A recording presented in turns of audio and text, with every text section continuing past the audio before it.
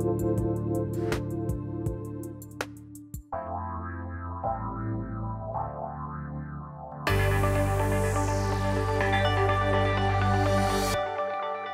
everybody. I'm Jennifer Bloome, host of Soul Wisdom Abundance, Create Wealth Through Spiritual Health.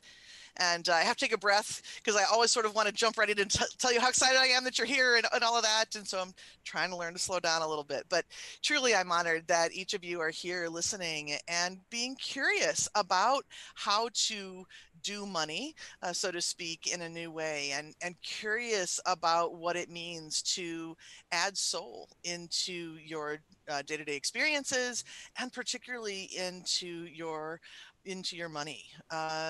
If this conversation creates a level of interest for you, I'm going to invite you to jump over to my Soul Abundance page on Facebook. There's a lot more information over there, and you can learn a lot more, as well as connect with me if you have any questions. All right. Okay, so let's get into the conversation for today. And I'm going to start by saying that 2020 continues to keep giving in the way, right, that it's been giving all year. We've really had to find a new way to do money. The coronavirus seems to have impacted every single aspect of our day-to-day life, our economy, and really how we feel, right? I mean, it's really brought a lot of unknowns, which creates a lot of feeling of not safety.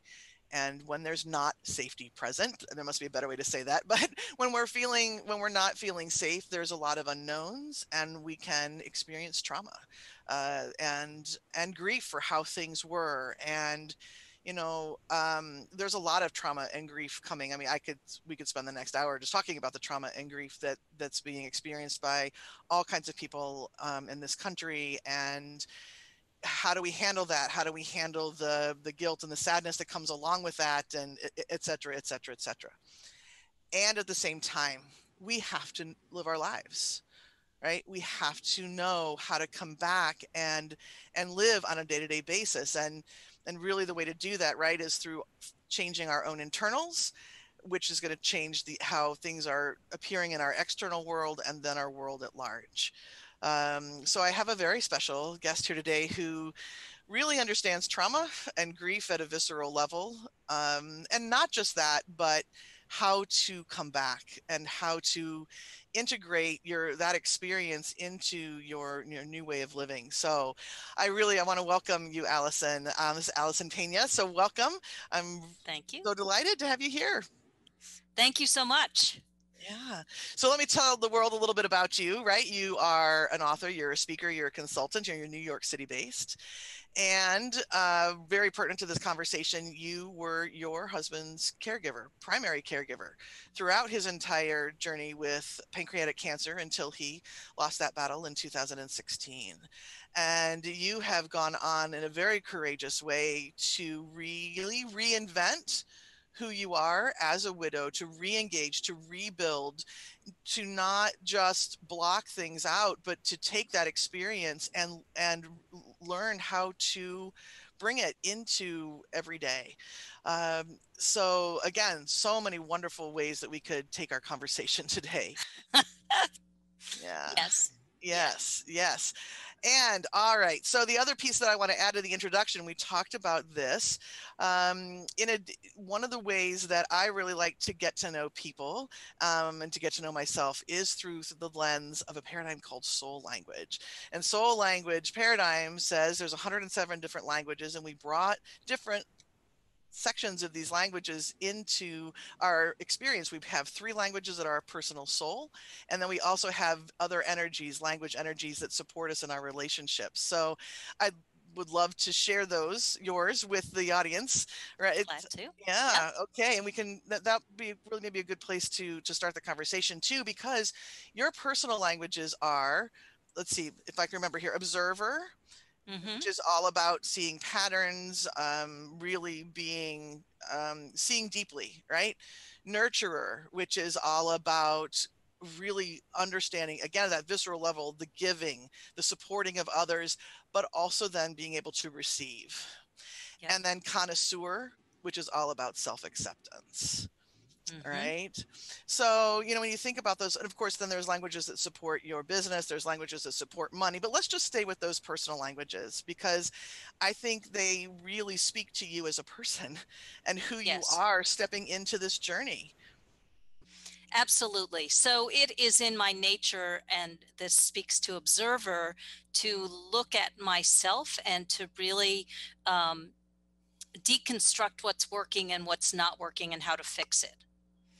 And so that's really what happened after I became a widow. My husband literally died in my arms at home in 2016 after an 11-month battle with pancreatic cancer. And I was with him 25 years. Yeah. So close to half my life. And suddenly, the world that I had imagined was gone, dusted on his last 4 breaths, gone. And I was not who I had been. My future was not what it had been. And what I discovered was that there were not resources for me where I was right there in the raw. Yeah. There was lots of, here's how you manage the finances. Here's how you declutter your home. But how do you deal with the wasteland of grief? And I have a definition of loss or transition that is a little unusual. So it's the death of a future imagined or co-created that will now never come to pass. Mm. Beautifully said. Yeah. Yeah. So when I came out of this, I was just swamped in grief. The first year was swamped in grief. The second year was all rage. It was crazy. And none of it did I have any control over. And all of it impacted my life. My husband was an artist who left me 1,000 paintings. So if you imagine trying to, first of all, there was the danger that his legacy would swamp mine. Mm-hmm. Mm-hmm. So I had to really look at who I was after his death and what I wanted that to be, because I needed to take care of his work, but I needed it not to stop my life. Right. And so through the course of my own coming back to resilient, coming back to resourceful, there was this moment because I kept being treated like I was broken and I might never come back. And honestly, I felt that way too. Yeah. Yeah. My energy was completely unreliable. I couldn't remember an appointment within 2 seconds. I had forgotten it. And I had the attention span of a fruit fly. So what that meant, I was a consultant who couldn't Right. deal with people. So I couldn't reach out. I couldn't network. I couldn't get new clients. I could not even serve the ones I had. I also had done proofreading, medical editing, but I couldn't remember a detail from 1 second to the next, much less where something appeared in a document and 30 pages later. Mm-hmm. So suddenly, from the perspective of making money, I couldn't do anything I was qualified for. And there was this turning point moment where I decided I was not broken. No matter what the world said, no matter how I felt, no matter that I burst into tears at the drop of a hat, I wasn't broken. And what an important decision to make, right? Those changes have to come internally first, don't they? They do. Right? And when you're in that trauma hole Hmm. of grief and rage and attention span of a fruit fly, it's hard to get to that internal space. So what do you think? Was it in quotes, just time that allowed you to get to that point of making the decision of not being broken? Or what do you think enabled you to be able to do that? Yeah, part of it was the observer that I was. I looked at the life I was living. So after anything that happens, we contract. And I actually parallel what's going on right now. All of the things that are hitting us right now are very like that first year. Yeah. People are just contracted. We're really getting hit from all sides with one thing and then another thing and then another thing. And how do you come back from that? And so it was really, I looked at the life I had, which had gotten smaller and smaller and smaller and smaller. And, you know, I live in New York. My husband and I have an apartment here. So that was 2 salaries to 1. He Yeah. also had a studio, which took me a year to close out. So there was that rent. So I needed to start pushing out on the life that I had. I needed to want more and I needed to reach for more, but my capacity was really small, Mhm. really Mhm. small. And so as an observer, I looked at my life and I started looking at the places where I could begin to push out against my own fear. Yeah. So what were some of the first ways that you were able to do that for yourself? Um, I So very small way. At the beginning, I could not remember to eat. I had about 5 seconds before when I thought, oh, I'm hungry, 5 seconds to get to the kitchen before I forgot again. Mhm. It was great for weight loss, but it was not very good for health. Right, exactly. Not exactly the medically approved way to release weight. Yes. No, no. And so I wound up putting baskets of power bars and stuff around the house so that I would have a visual memory as well. So that was like one of my nets. Um, the first thing that I was able to do for work, so I had no energy and no memory, was I had another friend who was a widow and she had a Halloween pop-up shop. Fun. Yeah. Yeah, yeah. And I knew that I could take a hanger and put it on a bar. Mhm. Mhm. I could Mhm. do that. Mhm. And Mhm. so by doing that, I began to increase my capacity, just push out a little bit. Because when you're really contracted, you actually can't go back to where you were right away. Right. Right. Well, it's almost as if that doesn't even exist anymore, It right? I doesn't. mean, it's you contract, and the way that I envision it is it's almost like you have a shell around you now, right? So you Right. got to get through the shell first, and then what was there before is just sort of empty space. There's nothing defining where you're going to go back into. Well, exactly. And that's the piece that I call re-engage. So Okay. with the observer, it was look into my life and see what would make the biggest difference. So I needed to start making money. I needed to regain confidence. I needed to improve my feeling that I could do things again. And I had to just start building back up. Hmm. Um, and be nurturer side, be at peace that it wasn't where I was Yeah, absolutely. and Now, not beat myself up. yes, which is kind of sewer, right? Being able to look and say, here I am, and in this breath, I'm okay, right? Yes. And you mentioned a word just a little bit ago that I want to highlight because you said that the bars and the baskets became one of your nets. Can you explain what Hmm. you mean by net?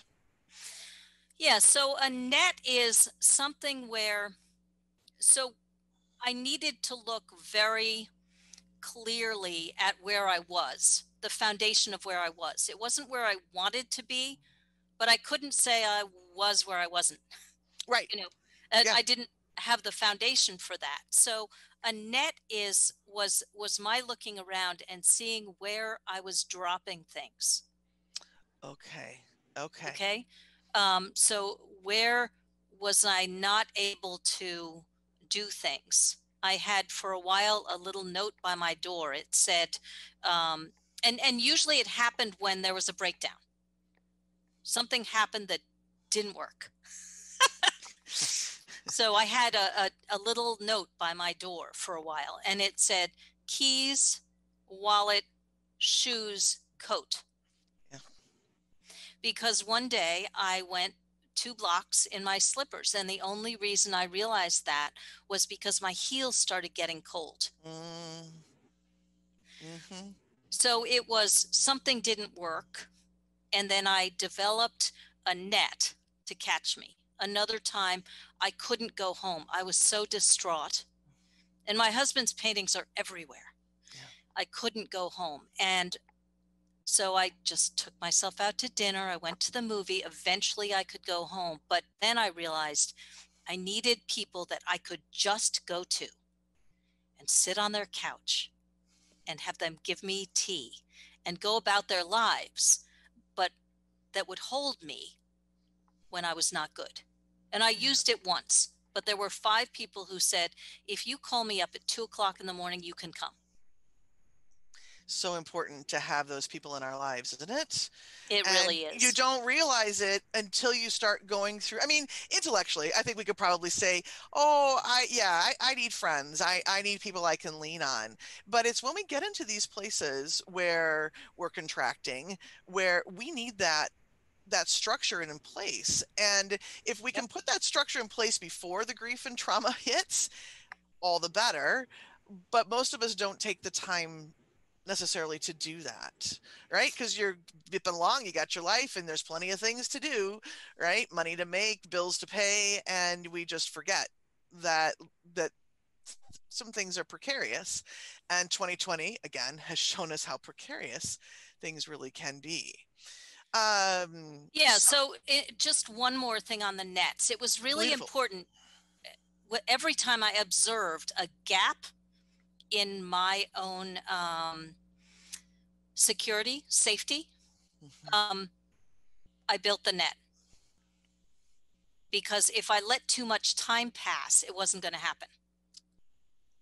Right, that the need for it, right, the push for it is going to evaporate, right? Yes, And then all of exactly. a sudden you're back in your slippers to 2 blocks down the street and feeling cold, Yeah. right? And life happens. So you get swept up and then you forget. Yeah, yeah. Well, I really am intrigued by this idea of nets. And the thing that we're going to need to go to break here in just a moment. But what I really want to talk about when we come back, Alison, is, the way that you're relaying this is very matter of fact. And I know that, of course, in the moment, it wasn't necessarily a matter of fact, but at the same time, it really shows a love for yourself. Right? Instead of beating yourself up about the fact that you went out in your slippers, what did you do? You created a net. And that's a lot of self love that we don't always have for ourselves. So that's where I want us to pick back up when we come back. Okay. Awesome. Uh, Fantastic. All right. So you are listening to Soul Wisdom Abundance. I am Jennifer Bloome here with my guest, Alison Pena, and we will be back in just a few moments.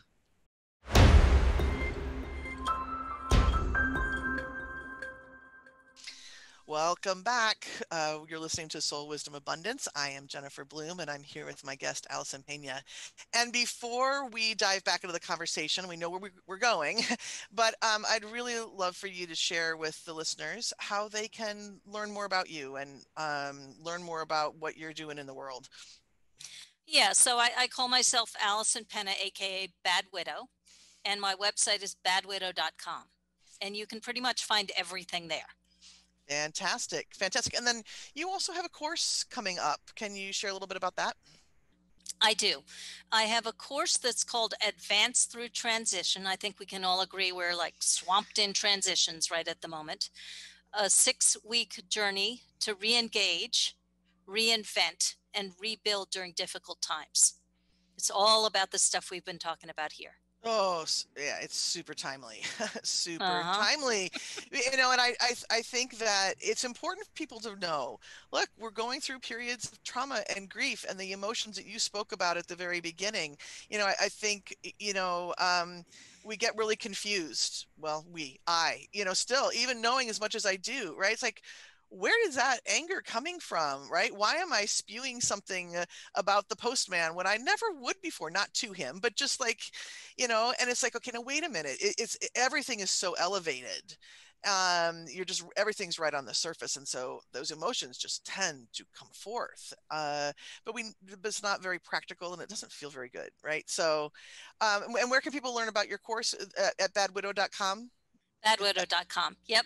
Fantastic. Okay. Yep.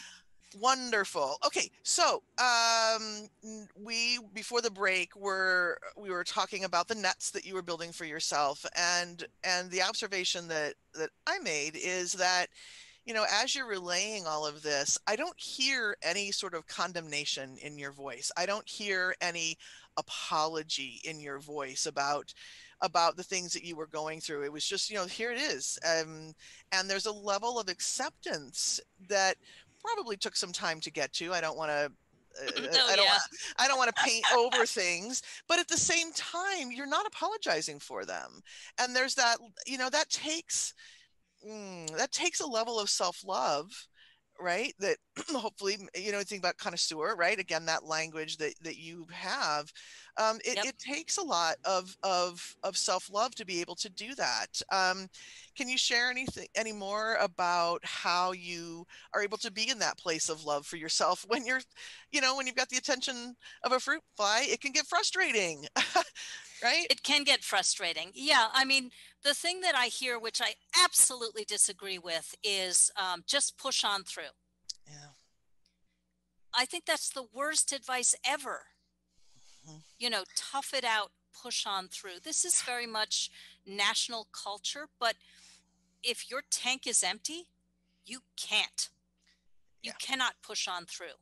And so I realized that, and I developed a net for that too, because I love designing stuff that works to hold the life that I want. Mm. And so what I realized was that there were times that I could reach out to people. There were times I had lots of energy, then I would go really fast and do a lot. There were times I would have no energy, and then I would do just a little bit. And I wouldn't shame myself about any of it. Beautiful. As long as I could check in with me and see where I was that day, that moment, and then interact with that. So whatever was my internal truth, there's always plenty to be done. You can do the dishes, or you can make sales calls, or you can write something, or you can, go visit a friend. There are always things that make up a life to do. Mm-hmm. Mm-hmm. And so my net for this was I wrote down all the aspects of my life, all the activities, all the actions, all the connections. And when I'm tapped out, I look at my list and I pick what matches my energy level, my capacity that day. And then I celebrate whatever that is, because I can get that done. Beautiful.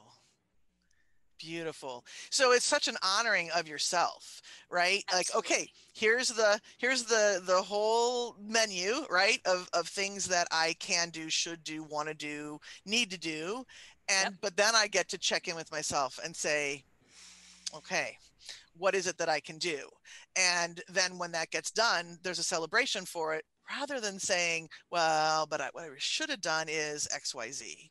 Mm-hmm. Right. And that internal honoring is one of the things that I think is so important. And you talk about sort of this national culture of push, go, pain. I call it pushing the pain button, right? That's how we're supposed to motivate ourselves. And I'm actually in the third segment here, gonna talk about that in a little bit more detail.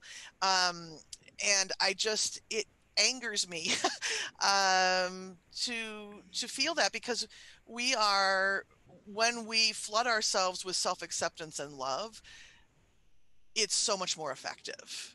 We're so much more, we're allowing our whole being to come in, because when we push through and we don't listen, it's like we're chopping ourselves in little bits, and we can't come at it as our fully authentic self.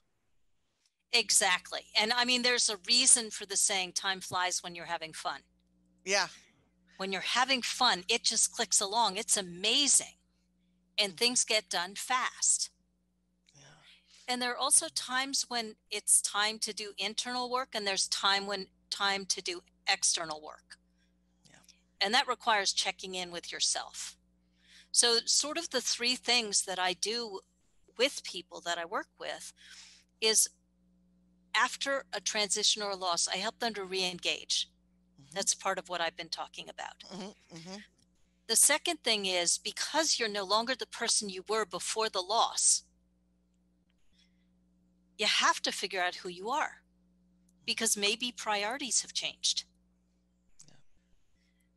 Sometimes what happens is my husband was sick with pancreatic cancer for 11 months. I'll tell you, it sorted out what was important really quickly. Yeah. Yeah. Because when you say, what would you do if tomorrow was your last day? In those last 11 months, there was going to be a day that was our last day together, and it was coming fast. And it utterly changed my level of fearlessness. Interesting. Right? So, because in what ways? Well, because if tomorrow was really going to be his last day and our last day together, then why was I not doing the things that I longed to do that I was scared of? What was I waiting for? Yeah. And there's something about facing your mortality or somebody else's mortality in that way that brings that home really fast. So the second piece is to reinvent yourself. Who are you now? Are there realizations that you've come to after the loss, after the transition, that might reshape your life?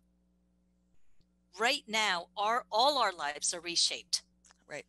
Right. Record unemployment, COVID-19, social distancing, systemic racism, social justice, climate change. Climate change, right. Yep. Yeah. You know, yeah, I mean, exactly. I'm having trouble even listing all the things that are hitting everyone right now. And so being able to really look at, okay, now that I've come through this, or now that I'm in the midst of this, let me really look, not assume, but really look at what's important to me, because it may reshape my life. Absolutely. And it really puts a nod to what we were talking about before, which is the previous life is gone. It's Yes. just it's gone. So who do I want to be today? Who do I want to be now? And how do I bring in some of that fearlessness, right, that you were speaking about? How can I bring that into the picture as well? Yes? Exactly. Exactly. And then the third thing is, in the face of a trauma, so there might be people who are, what happens a lot in our culture is people get shamed for circumstances outside their control, including actually aging. Oh, that's a whole other conversation we could really have. Absolutely. Right. Right. But considering that we're all doing that. Exactly. That's a problem. That's a problem. And as you know, it's a good problem to have, because we don't always gift the gifts, right? Yeah, no, it's an awesome problem to have. But the shaming is an issue. Yes, it is. We shame people for, oh, you lost your job. Oh, you, whatever. And so the third piece is about rebuilding. We exist in networks. We think of them only in terms of business. Are you getting enough business referrals? In fact, we exist in a web of networks in all aspects of our lives. Do you have someone to go have lunch with? Do you have someone who likes to exercise in the way that you like to exercise? Do you have friends to meditate with? Do you have a book group? Do you have, and do you have business networks? So part of reinventing yourself and figuring out what you want is to have networks that support the life that you desire. And we don't think of networks that way. Absolutely. And I think it's important to put that emphasis on the life that we desire, right? Mm-hmm. And one of the things that I teach is, okay, you're here, and you kind of think about yourself on a center dot, and then when you go out to that, put a ring around the next, like, okay, what's my next leap? And Yep. then there's another ring outside that. What's even beyond that? So if you can, taking this idea of building networks, what a fantastic way of supporting yourself through Mm-hmm. those different those different expansion rings that you really would like to have, and giving yourself permission to say, what do I want? Not what does society say a 51-year-old woman should want or do, right? But Yep. what is it that I want? Yeah, exactly. And if you are really thinking in that way, then you can take a look at your network as it exists now and see where you have gaps. So this is back to nets. Where do you have gaps in support in the areas that you want support in? Not what everybody says. What do you say? And then once you know that, then you can build out, and you can do it for the present and for the future. So for example, if you know you're going to want to scale your business and you're going to need funding, are you putting someone in your network right now who'll be able to provide that easily? Mm. Because ultimately we can create networks that support us wholly for everything we desire. And one of the magical things that I discovered is that if you ask for what you want with clarity, such clarity that the other person can't get it wrong, and they can deliver without too much of a stretch for themselves, they will do it about Mm. 80% of the time. Mm. So can you give me an example of what a really clear ask would be? Well, I'll give you a funny example. Sure. The hardest thing was to open to love again, Mm. but I knew I did not want to live alone. I'm about halfway through my life. And so I went on Bumble, and I decided that I was entitled to a second epic love affair in my life. Yeah. And so I wrote my profile description in Bumble to describe clearly exactly who I was, so that the people who wanted who I was would find me. Beautiful. And then I looked at the results. If I wasn't getting the kind of people I wanted, I changed the profile. Mm-hmm. Um, and the epic love affair piece was really important, because if you want something really big, it has to be big enough to get you through the fear, grief, anger. Has to be big. It has to be that big, or you're not going to make it. Because it was rough. I mean, it felt like the biggest betrayal of my husband to want to love and be loved again. But I was also unwilling to go without it. So I had to make the end goal big enough that I would make my way through it. Just finding somebody to hang out with wasn't enough. It was that deep desire of that epic love story. Exactly. But it started where I could start. It started with, these are the kinds of things I like to do, and I'm looking for men who want to do them with me, because that's all I could do. Mm-hmm. Mm-hmm. It took 6 months, approximately 6 months, before I could be kissed without having a panic attack. Yeah. Yeah. So this was not an easy passage, but I had to make the end goal worth it. And I think that's true for anything, especially the stuff we're scared of. Like, what do you really want with all your heart? Right. And how big do you have to make it to be willing to go through what you're going to have to go through to get there? Mm-hmm. Which is one of the reasons why I love adding soul to everything. Right? Mm-hmm. Because when you ask those big questions of your soul, you get really big answers. right? It isn't just, in terms of the money world, it isn't, oh, I want X amount of dollars in the bank. I mean, that's fine. I have no problem with somebody having a goal like that. But when you ask your soul what it wants, that's when you get I want to build the foundation for XYZ.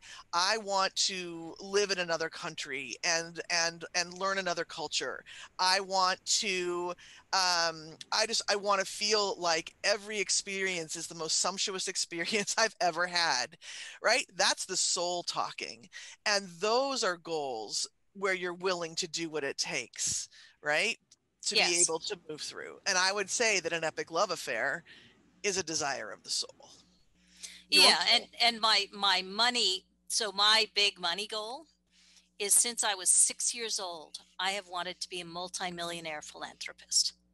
Love it.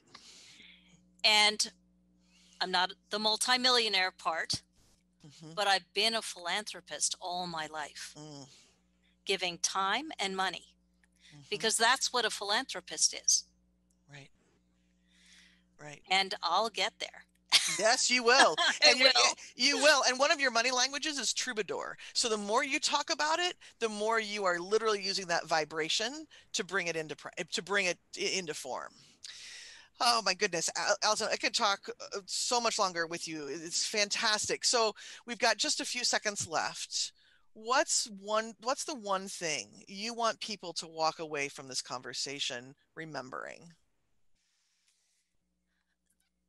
The skills that I teach, the strategies that I teach to re-engage, reinvent, and rebuild, their life skills. So they're skills that you can take anywhere. And I have a giveaway, which will, I think, be in the show notes, Yes, absolutely. which is called Building Nets You Don't Have to Mend. 5 simple steps to assess breakdowns, reframe priorities, and leverage resources. I would really love for you to go and grab that.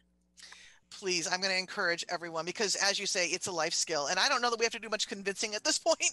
After everything you've shared and what we all know about 2020, right? It's going to require a lot of re-engaging, reinventing, and rebuilding. So thank you for that gift. I'm deeply appreciative and really going to encourage all the listeners to go ahead and take advantage of that because you never know where it's going to show up. Well, Alison, thank you so much for the gift of your time and your wisdom today. I'm just delighted that you were here to speak with us. So thank you so much. Thank you so very much for having me on. Absolutely. All right. So everyone, please visit her at Bad Widow. And we are going to take a quick break. And when we come back, I want to dive more into what Alison was speaking about in terms of sort of that pushing through mentality and sort of what my antidote to that is. So we will be back in just a few minutes.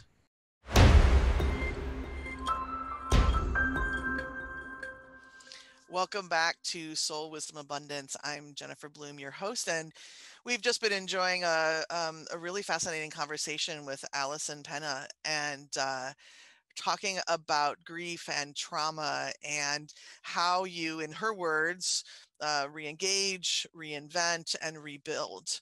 And there's so much going on in the world around us. There's a lot of trauma, a lot of grief poking up. And of course, money is another area where we can have a lot of trauma and grief, whether that trauma and grief is present moment, or even if the trauma happened years ago, or the grief around money happened years ago, or whether the trauma and grief is that things are changing and you're not sure what your bank account is going to look like, or your revenue, the way that money is coming in through you or in through your family is changing because of the way that the pandemic has impacted us, or well, any number of things, right, can create that pain and trauma around money. And I'm so glad that Alison brought up this point about how our culture is all about just pushing through, right? Don't deal with the emotions, don't deal with anything else, just keep moving. And we've really internalized that as a culture, so that it isn't just society telling you to move on, right? I mean, when there's a death in the family, there's people around all the time at the beginning, right? And then, you get 3 weeks, 4 weeks, 5 weeks in, and everybody else goes back to their regular lives and sort of expect you to as well. Or if you have something happen, like if you lose your job, or if the market tanks and the stocks crash and you were expecting to retire in the next couple of years, right? Money all of a sudden is not there, and you're continuing to experience the grief and the trauma, but the world around you is sort of saying, move on, get over it. And we internalize that, and we do something which I've started recently calling pushing the pain button. Right? We say if we need to do something different in order to motivate ourselves, we push that pain button, like, you're not doing enough. You should be stronger than this. This shouldn't bother you. You should focus on what's good, not what's bad. No pain, no gain. Right? There's all of these different conversations we have within ourselves that is about pushing the pain button. And I use the word motivation very carefully and very and on purpose, because motivation is really about pushing ourselves forward, finding a way to motivate, um to again, to push forward with what we want. On the flip side of motivation is inspiration. Inspiration is using something to pull yourself forward, right? To let yourself literally be drawn forward towards something. And it's so much easier when you've got something pulling you forward. There's a lot less effort, there's a lot more ease, and in general, there's a lot more joy. But instead, what we do, right? We push the pain button, motivation, do, action, action, action. And this is really limiting. It isn't even just that it hurts, because it hurts when you talk negatively to yourself, right? When we're using that kind of language, there's your body really senses it as a danger zone, and things in your body shut down and contract, right? Alison, at the beginning of the conversation, talking about grief and trauma as contracting, but we are providing these small little traumas within ourselves all the time when we use that pain button. So we shut down. Now, if you think about in the area of money, what you're doing when you're pushing this pain button, usually the words we use are, I need more. There's not enough. How am I ever going to retire? How am I ever going to find the job that I love? How am I ever going to live the lifestyle I want if this is what my money looks like? Right? So there's this constant pushing, this constant yelling at ourselves, this constant putting ourselves down when we push the pain button around money. Now, when we're creating those little traumas around money, what are we telling the universe?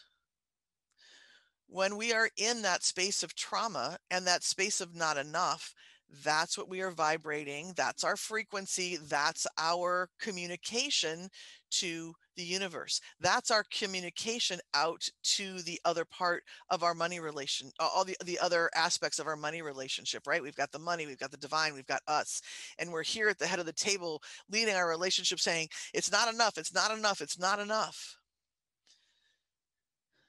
But because we live in an attraction-based universe, instead of, when we're out there saying not enough, not enough, instead of being gifted with what we want, we are gifted with more not enough. So pushing that pain button ends up spiraling us in the wrong direction. We end up creating more of what we don't have, right? So the alternative to pushing that pain button, the alternative to the pushing forward, is what I've been calling the love button. And maybe it needs a new name. We'll see how that evolves over the next couple of months.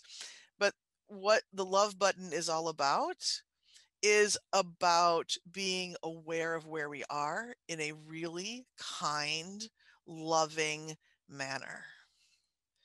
It's not about making excuses. It's not about saying, there, little girl, little boy, you're okay. Don't worry about it. Instead, pushing that love button is allowing yourself to stop to reconnect with your divinity. To say, okay, what's going on around me is all it is a symptom of being disconnected. If there's not enough in my bank account, all that means is I've been disconnected. So instead of enhancing that disconnection by pushing the pain button and yelling at myself, I'm going to push the love button. I'm going to push the reconnect button. I'm going to push the connect with the divine again button. And when I do that, I now have access to a tremendous number of resources that I could never have had at my disposal if I was pushing the pain button, right? Because when we push the pain button, we're putting the blinders on and we're saying, you do it, you human, you do this. And when we push the love button, we're saying, I am whole and complete. I have all of the um, I have all of the resources of source. I have access to every single unlimited resource that's out there. Okay. So my invitation to you is to maybe do a little bit of journaling, to do a little bit of thinking about what you do when you get into a place of grief or trauma, and allow yourself to just notice, am I pushing the pain button or am I pushing the love button? And if you are in the habit of pushing the pain button, I'm going to invite you to stop and reconnect, connect to your soul in whatever way feels right to you. And you can, if you know your soul languages, connecting with your personal soul language team or your money language team is going to be able to bring you a lot of information. And when you have that information, now you are able to step into that rebuilding phase, that reinventing phase that Alison was speaking about, with a lot more tools and resources. Okay. And if you want some help doing this, there's a lot of ways that I can help you. Come on over to my Soul Abundance page on Facebook. A lot of ideas there. Come to the website, take the money relationship quiz, or I have a lot of different ways that I can support you individually.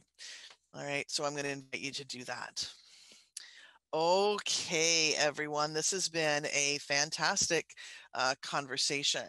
Again, please visit Alison Pena at badwidow.com. Visit me at my website at jenniferbloome.com if you want to continue the conversation. And this is you can continue to listen to the different podcasts. I'm here first and third Friday of every month, and next episode is going to be very fun. I'm going to be talking to Barry Tesler all about a body-centered approach to money, which is going to be it's going to be a fascinating conversation. So I invite you to tune in then, and until then, I wish each and every one of you prosperous blessings. Take care, everybody. Bye-bye.